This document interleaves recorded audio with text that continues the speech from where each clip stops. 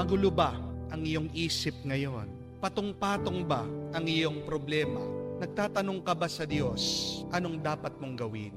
Anong magandang gawin nga? Pag sobrang gulo na ng ating isip, pag hindi na natin alam kung ano ang tamang gagawin natin. Kapag magulo ang iyong isip, tandaan mo ang camera. Dahil ang camera, may maituturo siya sa iyo kung paano mo aayusin, itutuwid ang iyong sarili, ang iyong pag-iisip. 4 na aral mula sa camera. Una, just like a camera, learn to focus on what is important. Bigyan mo ng pansin, ng tuon, tignan mo, bigyan mo ng oras, yung tunay na mahalaga. Kaya nagiging magulo ang iyong isip, kaya nagiging magulo ang iyong damdamin dahil pinagsasabay-sabay mong tinitignan, hinaharapan, sinasagot yung iyong mga problema. Isa-isa lang at tignan mo ano ba yung tunay na mahalaga.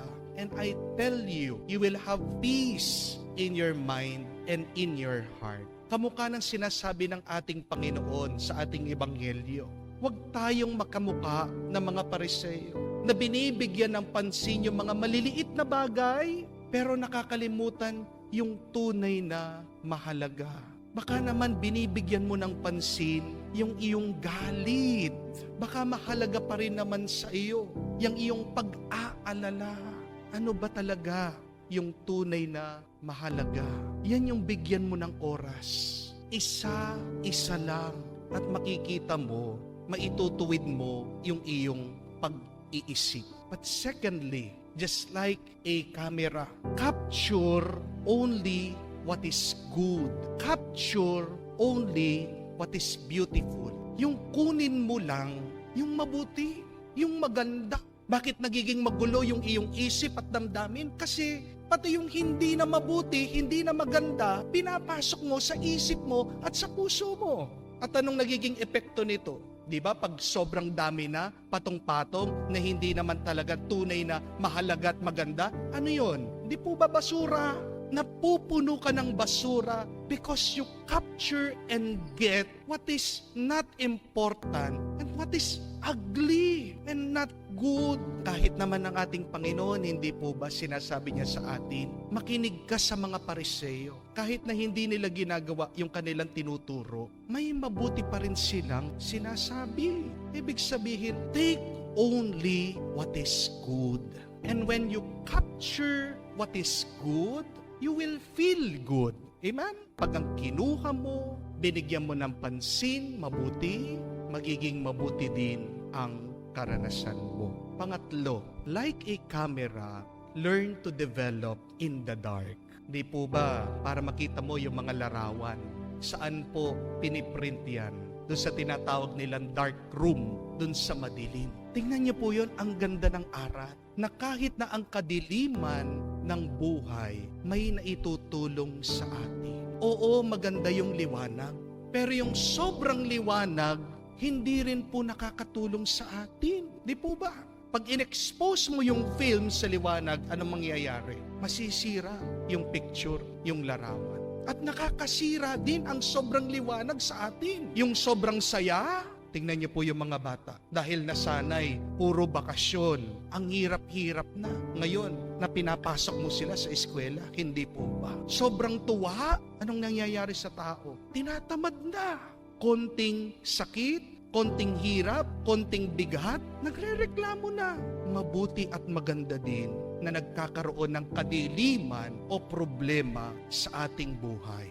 Because remember, it is only in the dark that a plant grows.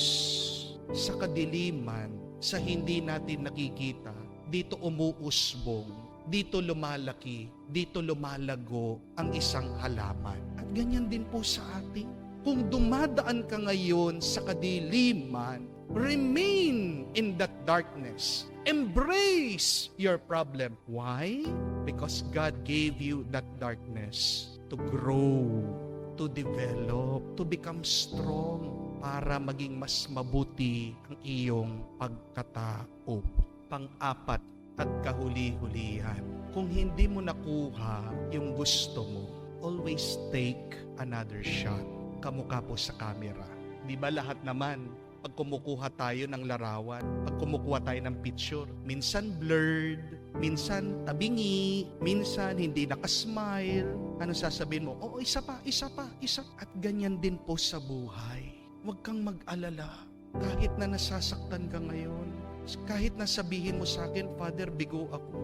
Father, sunod-sunod yung mga problema, yung mga sakit, pagsubok sa buhay. Father, wala pa akong tagumpay sa buhay. Huwag kang mag-alala. Kung buhay ka pa, anong ibig sabihin?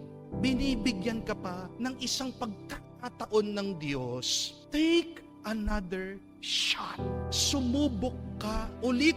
Magtrabaho ka, magpasensya ka, lumaban ka, magmahal ka, manalangin ka, hanggang makuha mo yung hinahanap mo. Hanggang maranasan mo yung ikatutuwa mo. Hanggang makamtan mo yung pangarap mo. Remember that. Habang humihinga ka, habang buhay ka, pwede pa. Kailan hindi na pwede? Pag nakapikit ka na.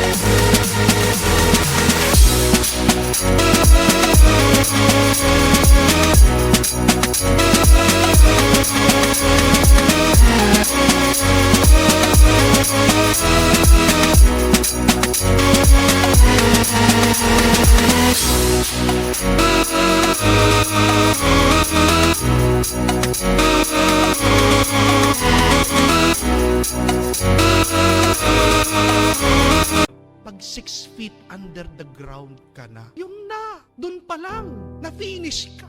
Pero habang ngayon, na nagagalaw mo ang kamay at paa mo, hanggang ngayon, nabubuksan mo pa ang mata mo, hanggang ngayon, humihinga ka pa.